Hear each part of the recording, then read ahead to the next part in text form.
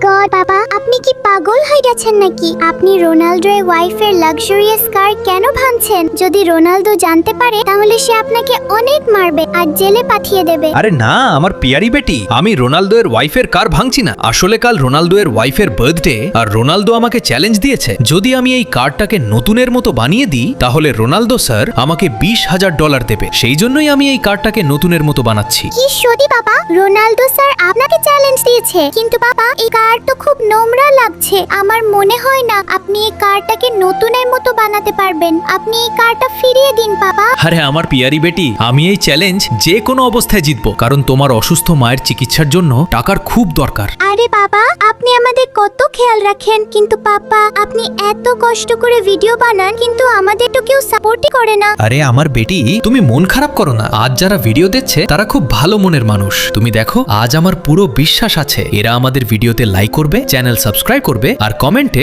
I love C আর 7 লিখবে। আরে বাবা, এই কার তো একদম নতুনের মতো লাগছে।